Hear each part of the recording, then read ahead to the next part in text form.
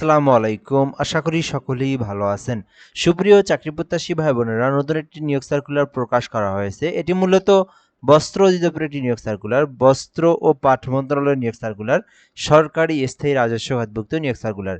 এবং এই সার্কুলারে বাংলাদেশের যে কোনো জেলার যে কোনো প্রার্থীরা কিন্তু আবেদন করতে পারবেন। এখানে মোটামুটি অনেকগুলো পদসংখ্যা রয়েছে। আপনারা দেখতে পারেন আপনার শিক্ষাগত যোগ্যতা অনুযায়ী আপনি আবেদন করতে পারবেন। বলা হয়েছে বস্ত্র ও পাট মন্ত্রণালয়াধীন বস্ত্র অধিদপ্তরের নিয়ন্ত্রণাধীন বিভিন্ন কার্যালয়ে নিয়োগ দেওয়া হবে এবং শিক্ষা প্রতিষ্ঠান সময়ের জন্য রাজস্ব খাতভুক্ত অর্থাৎ সরকারি স্থায়ী পার্মানেন্ট একটি চাকরি। এরপরে বলা হয়েছে যে 13 থেকে 16 গ্রেড পর্যন্ত বিভিন্ন পদে নিয়োগ দেওয়া হবে এবং বাংলাদেশের প্রকৃত নাগরিকেরা আবেদন করতে পারবেন। মানে বাংলাদেশের যে কোনো জেলার যে কোনো প্রার্থী যে কেউ চাইলে আবেদন করতে পারবেন। ছেলে হোক মেয়ে হোক উভয় প্রার্থীরা কিন্তু এই নিয়োগ সার্কুলারে আবেদন করতে পারবেন। আশা করি আপনারা এই বেসিক বিষয়টা সম্পর্কে অবগত হয়েছেন।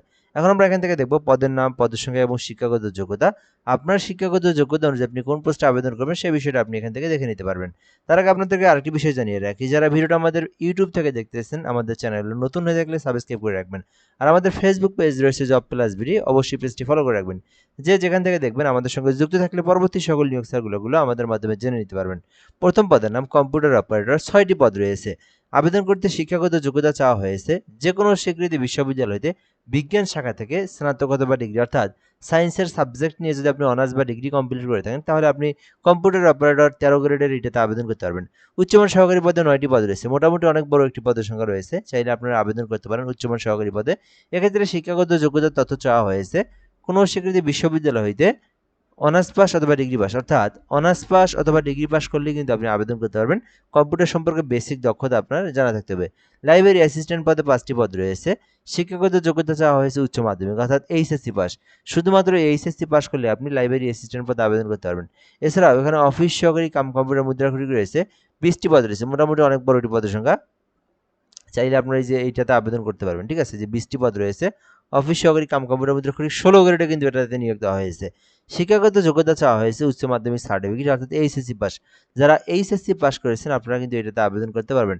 এছাড়াও রয়েছে এখানে হিসাব সহকারী কাম কেশিয়ার 2টি পদ রয়েছে।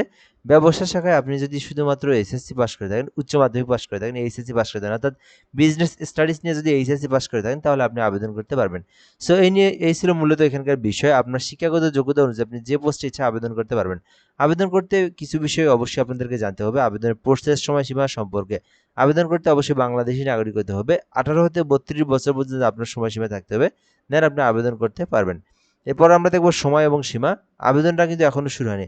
আবেদন শুরু হবে 16 তারিখে, যেটা শেষ হবে 6 সেপ্টেম্বর অর্থাৎ পুরো আগস্ট মাস এবং সেপ্টেম্বর মাসেরও কিন্তু 6 তারিখ পর্যন্ত চলমান থাকবে আবেদনটি। আর আবেদনের জন্য লিঙ্ক দেখতে পারতেছেন dotr.teletalk.com/bd। মূলত এই লিঙ্কটাতে প্রবেশ করলে আপনার সামনে আবেদনের ফর্ম চলে আসবে। ওই আবেদনের ফর্ম পূরণ করে আপনারা আবেদনটি সম্পন্ন করবেন। আবেদন হয়ে গেলে আপনাদেরকে সরকারি ফি জমা দিতে হবে। এখানে বলা হয়েছে 2টি এসএমএস এর মাধ্যমে পেমেন্ট কমপ্লিট করতে হবে। এরপরে বলা হয়েছে যে এখানে যে কোনো পোস্টে আবেদন করেন না কেন 212 টাকা আপনাদেরকে সরকারি ফি জমা দিতে হবে। 212 টাকা আপনারা ফি জমা দিবেন। এখানে জমা দেওয়ার প্রসেসটা হচ্ছে DOTR space user ID space 16322। এই নাম্বারে সেন্ড করলে একটা পিন নাম্বার দেওয়া হবে। তারপর আপনারা 163 নাম্বার সেন্ড করলেই আপনার পেমেন্টটি সম্পন্ন হয়ে যাবে। তো আশা করি বুঝতে পেরেছেন এই নিয়োগ সার্কুলার নিয়ে সকল ধরনের তথ্য। যদি কিছু না বুঝে থাকেন আপনি কমেন্ট করে বলতে পারেন, আমরা রিপ্লাই দিয়ে সেই বিষয়টাকে জানিয়ে দেওয়ার চেষ্টা করবো ইনশাল্লাহ। ভালো থাকবেন, আসসালামু আলাইকুম।